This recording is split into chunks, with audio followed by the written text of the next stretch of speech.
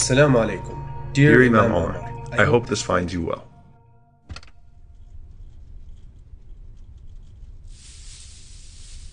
Life isn't all that exciting for me. I go to work, go shopping, go home, and aside from babysitting Fatima occasionally, don't really have much of a social life. Kareem from the masjid always asks me to come volunteer for stuff, and I usually back out. But this time I decided I'd spend the weekend with him and the rest of the guys on a camping trip. Or at least that's what I thought I'd be doing.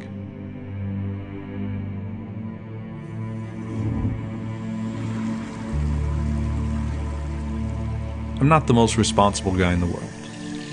I flake on many of my obligations and tend to be last minute about everything. I prayed occasionally, but at times got halfway through my wudu before deciding something else was more important than the prayer. So I decided I'd hurry and catch the guys before they left. But Allah had a different plan. And that plan included me being unable to open a door I'd opened a million times before.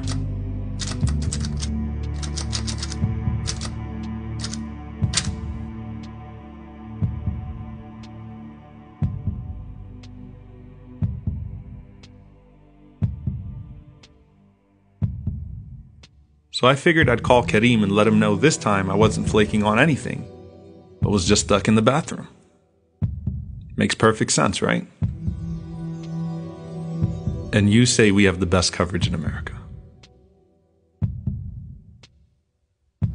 We often think we've got it all figured out, and that our contingency plans are too many for us to really get stuck in anything. Someone or something is always going to be there to bail you out. It's only a matter of time. But what happens when all that is taken away from you? And both the people and possessions you thought you could rely on start to fail you.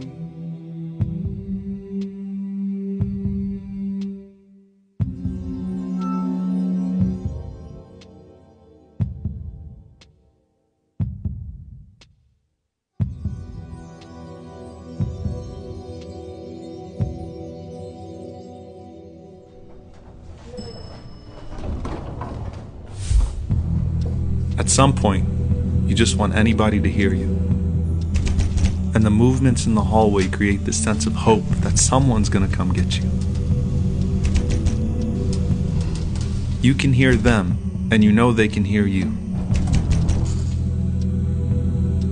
But then the sounds of the footsteps fade away, and you're left dejected, wondering if another person might pass by and hear your cries.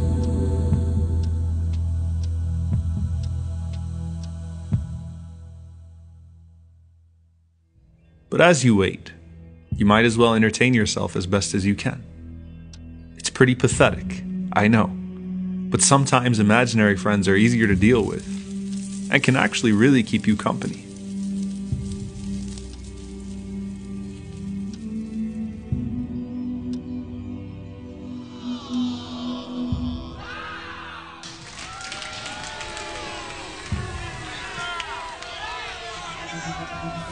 And they get boring too. And just like with any day of work, you come home, you go through your motions, and lights out.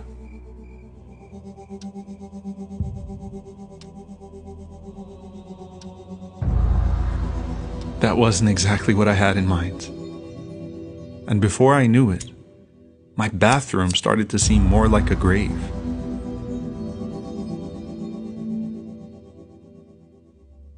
The Prophet, peace be upon him, said that we should frequently remember death, and called it the destroyer of all pleasures.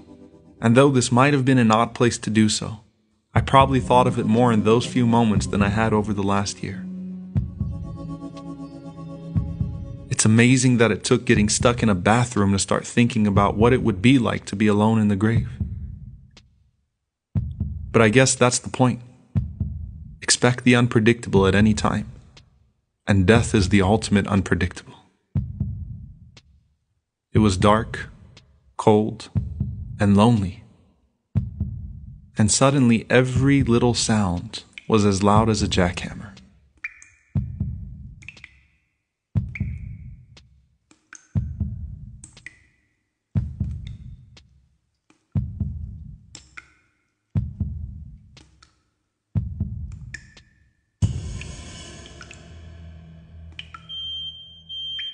But then I woke up to a nightmare that the fire that followed the grave was now to consume me, and that I could only hold off my inevitable fate for so long, because no one was going to hear or see me suffocate or burn.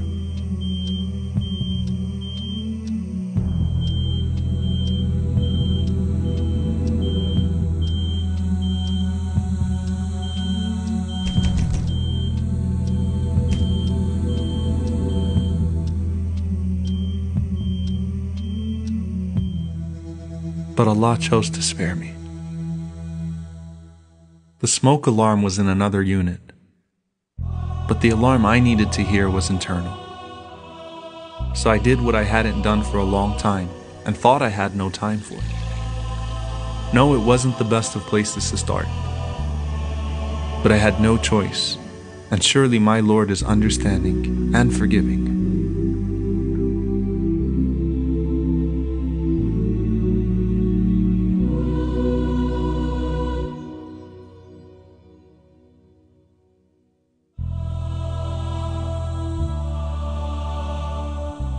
Alhamdulillah. Suddenly there was clarity and an overwhelming sense that everything was going to be okay. Not because any person would hear me, but the only one who needed to hear me just did.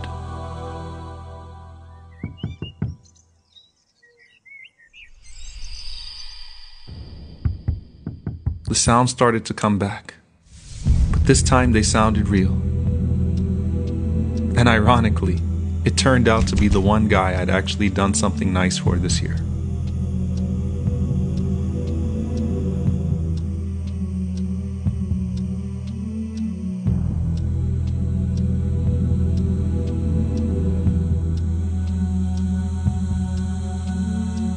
John told me to look down and try turning the lever in the opposite direction.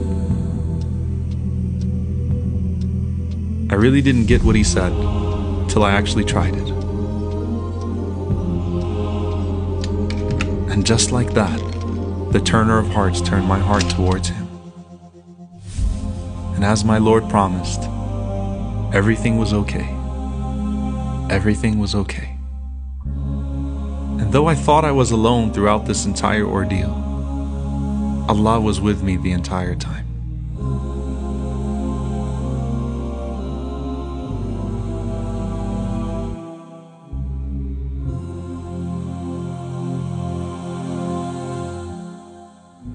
So Allah subhanahu wa ta'ala tells us in the Quran, وَمَنْ يَتَّقِ اللَّهَ يَجْعَل لَهُ مَخْرَجا وَيَرْزقه مِنْ حَيْثُ لايحتسب. That when you're conscious of Allah, Allah will make a way out for you.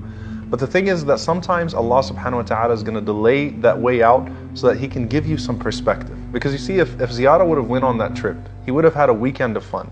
But now he has a lifetime of perspective. And that's why the Prophet ﷺ, he said that when Allah sends these tests to us, He called them a'rad, which are hindrances. So Allah will take a little bit of your health so that you can recognize the blessing of your health. He'll take a little bit of your wealth so that you can recognize the blessing of your wealth. He'll take a little bit of your time so that you can recognize the blessing of your time.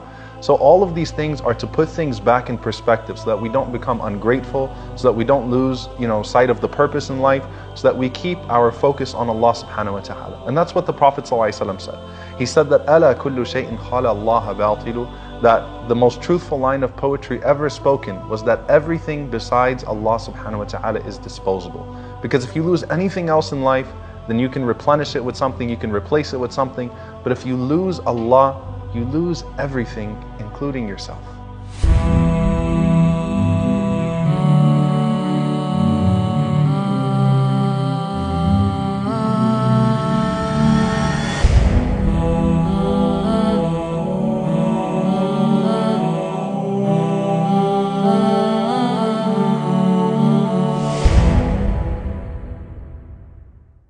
Assalamu alaikum.